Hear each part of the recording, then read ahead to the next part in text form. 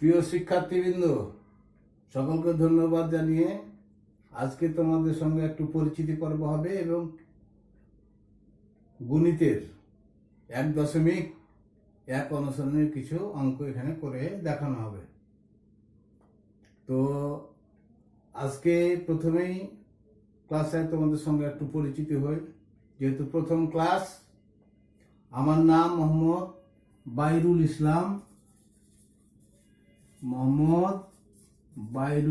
ইসলাম।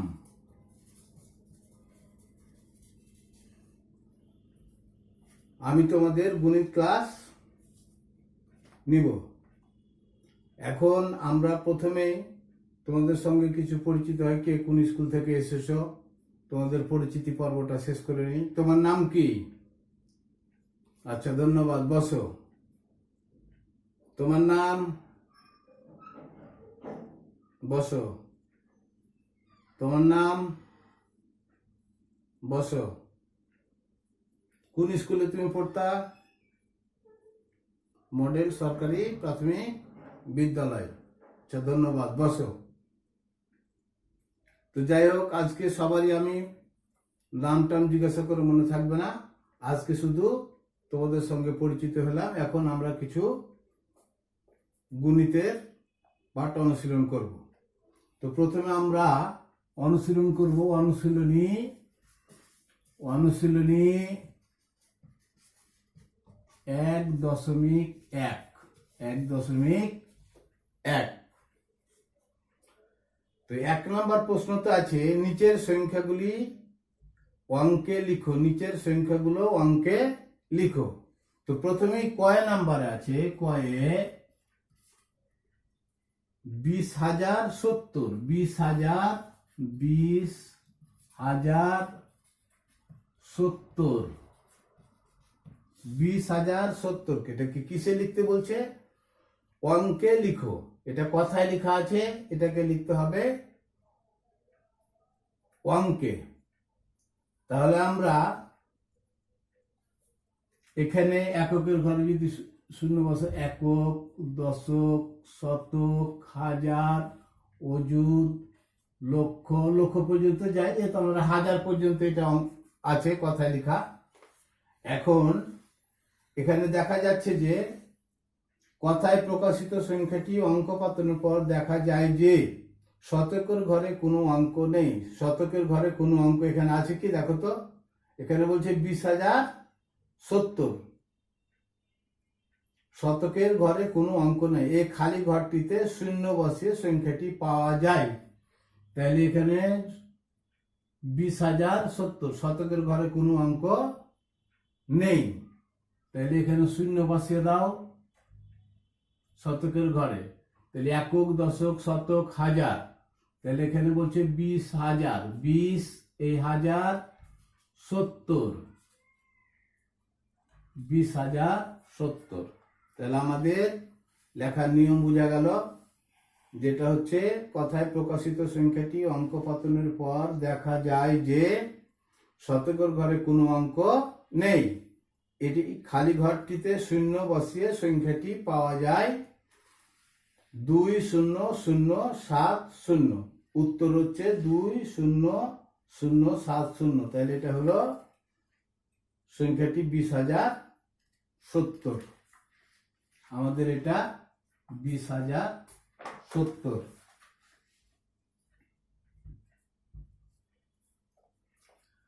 তারপর আছে 30,008। একই রকম, 30,008, 20,070 একই রকম।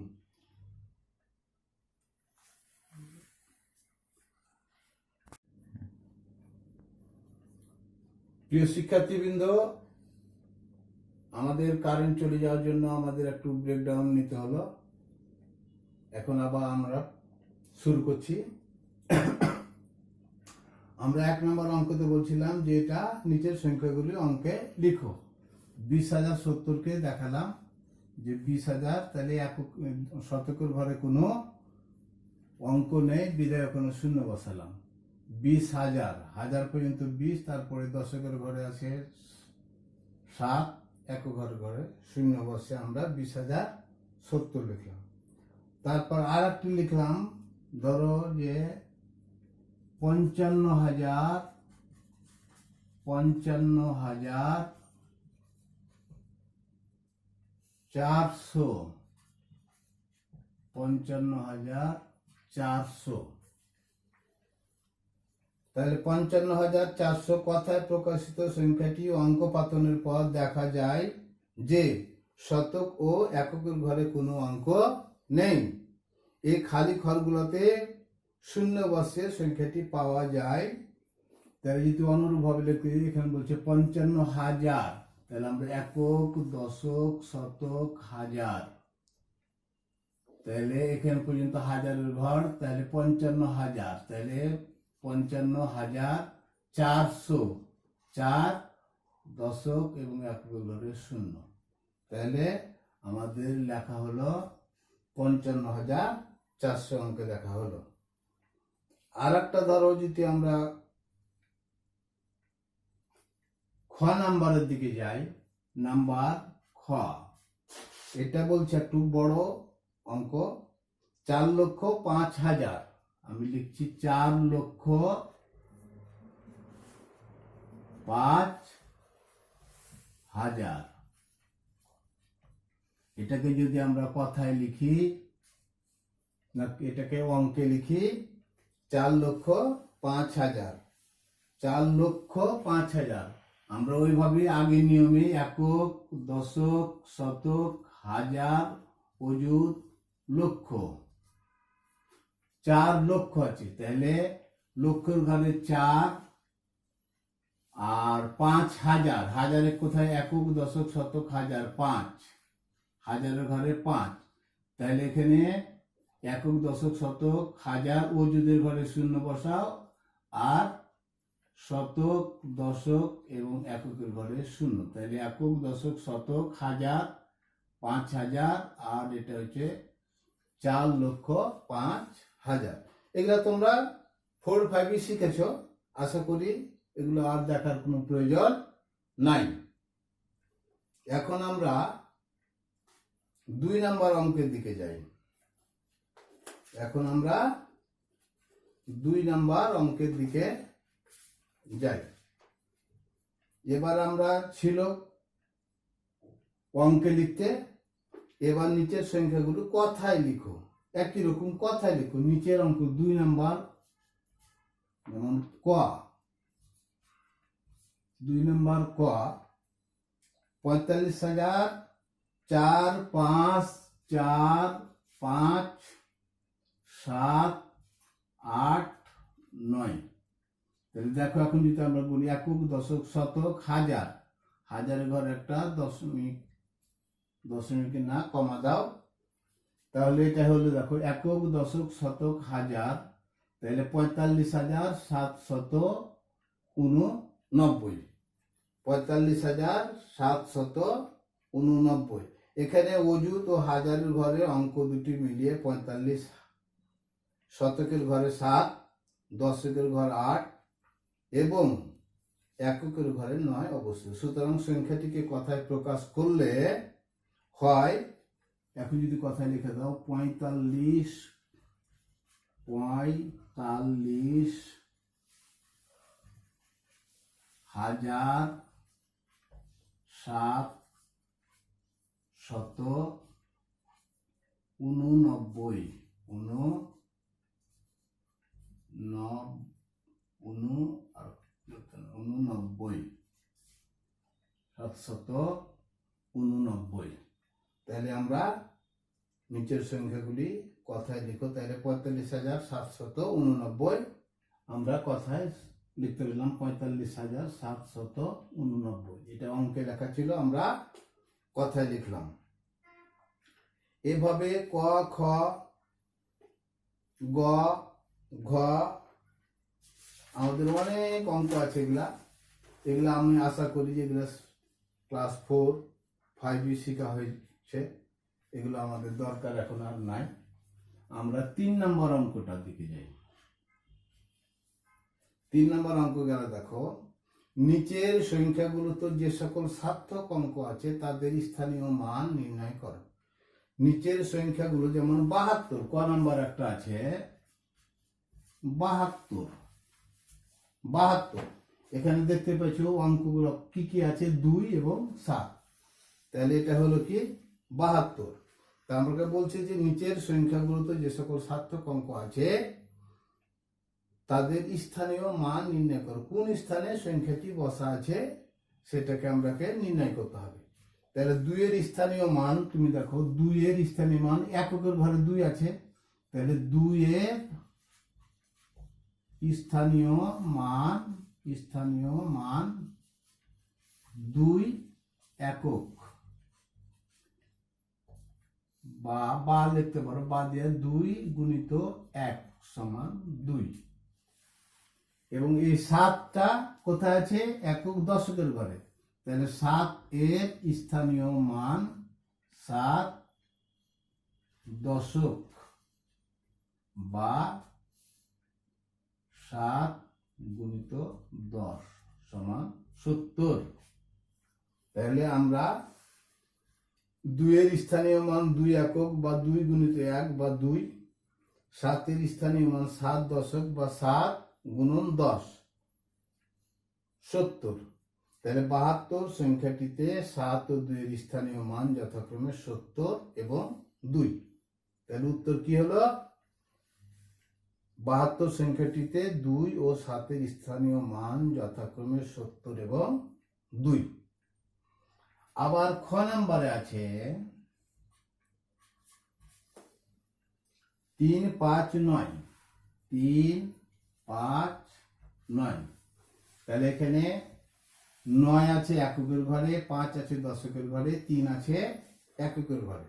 তাহলে 9 এর স্থানীয় মান অনুরূপভাবে লিখবো, 9 এর স্থানীয় মান 9 একক বা 9 গুণিত 1 সমান 9। 5 এর স্থানীয় মান 5 দশক বা 5 গুণিত 10 সমান 50। 3 এর স্থানীয় মান 3 শতক বা 3 গুণিত 100 সমান 300। তাহলে 9 এর স্থানীয় মান 9 একক বা 9 গুণিত 1 সমান 9। 5 এর স্থানীয় মান 5 দশক বা 5 গুণিত 10 বা 50। 3 এর স্থানীয় মান 3 শতক বা 3 গুণিত 100 সমান 300। অতএব 3, 5, 9 সংখ্যাটিতে 359 সংখ্যাটিতে 3, 5, 9 এর স্থানীয় মান যথাক্রমে 3 এর স্থানীয় মান কত হলো 300, 5 এর স্থানীয় মান হলো 50 এবং 9 এর স্থানীয় মান হলো 9। তাহলে আমরা এখানে কথায় লেখা থেকে অঙ্কে কিভাবে লিখতে হয় জানলাম। আর 3 নম্বর অঙ্কটিতে নাকি 2 নম্বর অঙ্কটিতে দেখলাম আমরা অঙ্কে লেখা আছে কিভাবে কথায় লিখতে হয়। 3 নম্বরে এসে আমরা বললাম যে এই নিচের সংখ্যাগুলোকে যে সকল সার্থক অঙ্ক আছে তাদের স্থানীয় মান নির্ণয় করো। তাহলে স্থানীয় মান আমরা কিভাবে নির্ণয় করতে পারি তা আমরা দেখালাম। অনেক অঙ্ক আছে, তোমরা এগুলা সবাই পারবা আশা করি। এখন আমি আর 4 নম্বর অঙ্কটার দিকে যাই। 4 নম্বর অঙ্ক, 4 নম্বর অঙ্কতে বলছে যে 9 অঙ্কের বৃহত্তম ও ক্ষুদ্রতম সংখ্যা লিখো। 9 অঙ্কের বৃহত্তম ও ক্ষুদ্রতম সংখ্যা লিখো। 1 অঙ্কের বৃহত্তম সংখ্যা হলো, 1 অঙ্কের বৃহত্তম সংখ্যা হলো আমরা জানি কি বলতো 9। 1 অঙ্কের যেমনি 10 হয়ে গেল, এটা 2 অঙ্কের সংখ্যা হয়ে গেল। তাহলে 1 অঙ্কের সবচেয়ে বড় বা বৃহত্তম সংখ্যা হলো 9। অঙ্ক পাতনের যে কোনো অবস্থানে 9 এর স্থানীয় মান বৃহত্তম হবে। সুতরাং 9টি 9 পর পর লিখলে 9 অঙ্কের বৃহত্তম সংখ্যা পাওয়া যাবে। তাহলে 9 অঙ্কের বৃহত্তম সংখ্যা কি বললাম, যে 9 পর পর লিখলেই, 9টি 9 পর পর লিখলেই 9 অঙ্কের বৃহত্তম সংখ্যা পাওয়া যায়। তাহলে এটা 4 নম্বর অঙ্ক। 4 নম্বর অঙ্ক, 9 অঙ্কের বৃহত্তম সংখ্যা এবং ক্ষুদ্রতম সংখ্যা লিখো। তাহলে অতএব 9 অঙ্কের বৃহত্তম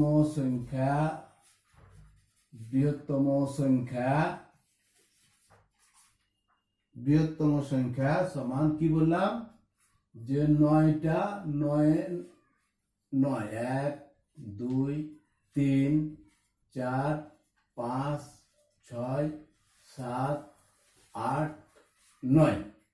দেখো 1 2 3 4 5 6 7 8 9। তাহলে আমি বললাম কি, যে এক অঙ্কের বৃহত্তম সংখ্যা হচ্ছে কি, বলো তো তোমরা কি? এক অঙ্কের বৃহত্তম সংখ্যা 9। অঙ্ক পাতনের যে কোনো অবস্থানে 9-এর স্থানীয় মান বৃহত্তম হবে। সুতরাং 9টি 9 পর পর লিখলে 9 অঙ্কের বৃহত্তম সংখ্যা পাওয়া যায়। অতএব 9 অঙ্কের বৃহত্তম সংখ্যা 9টি 9 পর পর লিখলে 9 অঙ্কের বৃহত্তম সংখ্যা পাওয়া যায়। এবার বলছে যে 9 অঙ্কের ক্ষুদ্রতম সংখ্যা। তো ক্ষুদ্রতম অঙ্ক হচ্ছে কি, সবচেয়ে ক্ষুদ্রতম অঙ্ক হচ্ছে 0 বা 0। পরপর 9টি 0 লিখলে সংখ্যাটি 0 থেকে যায়, অর্থাৎ কোনো সংখ্যা প্রকাশ করে না। সুতরাং 0 বসালে ক্ষুদ্রতম সংখ্যা, আবার বলি, সর্ববামে সার্থক ক্ষুদ্রতম অঙ্ক 1 লিখে, সার্থক অঙ্ক, তাহলে 0 বলছি, কোনো মান নাই, সর্ববামে সার্থক ক্ষুদ্রতম সংখ্যা 1 লিখে ডানে পর পর 8টি 0 বসালে ক্ষুদ্রতম সংখ্যা, অর্থাৎ 9 অঙ্কের ক্ষুদ্রতম সংখ্যা পাওয়া যায়। তাহলে কি, 9 অঙ্কের ক্ষুদ্রতম সংখ্যা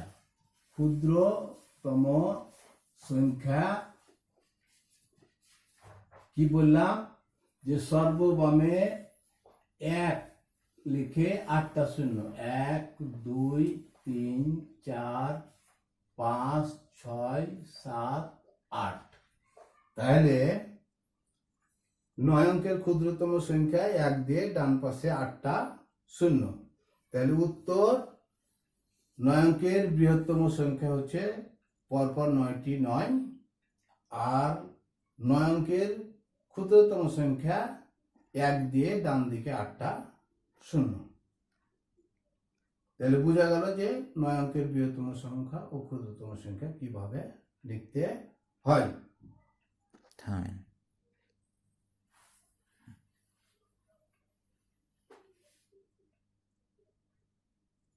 স্টার্ট করব। 5 নম্বর অঙ্ক আছে, একই অঙ্ক মাত্র একবার ব্যবহার করে 7 অঙ্কের বৃহত্তম ও ক্ষুদ্রতম সংখ্যা গঠন করো। নিচে বলছে যে একই সংখ্যা মাত্র একবার ব্যবহার করে 7 অঙ্কের বৃহত্তম ও ক্ষুদ্রতম সংখ্যা গঠন করো। ক নম্বরে অঙ্কগুলো দেওয়া আছে, 5 নম্বর ক অঙ্কগুলো দেওয়া আছে 4, 5, 1 2 1 2 8 9 3 9 3। এখানে কয়টি অঙ্ক আছে দেখো তো, 1 2 3 4 5 6 7, 7টা অঙ্ক আছে। তো বলছি একই অঙ্ক মাত্র একবার ব্যবহার করে, 7 অঙ্কের বৃহত্তম ও ক্ষুদ্রতম সংখ্যা গঠন করো। তাহলে অঙ্ক পাতনের যে কোনো অবস্থানে বৃহত্তম অঙ্কের স্থানীয় মান ক্ষুদ্রতম অঙ্কের স্থানীয় মান অপেক্ষা বড় হবে। তাহলে অঙ্ক পাতনের যে কোনো অবস্থানে বৃহত্তর অঙ্কের স্থানীয় মান ক্ষুদ্রতম অঙ্কের স্থানীয় মান অপেক্ষা বড় হবে। তাহলে এখানে আমরা যদি লিখি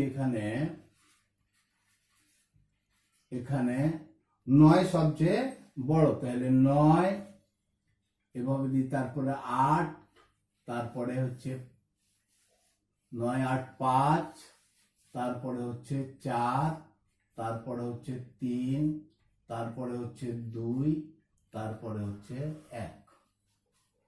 তাহলে 9, 8, 5, 4, 3, 2, 1। সুতরাং বড় থেকে ছোট ক্রমে অঙ্ক পাতন করলে বৃহত্তম সংখ্যাটি পাওয়া যায়। ক্ষুদ্রতম সংখ্যা লিখলাম আমরা। তাহলে আজকে আমরা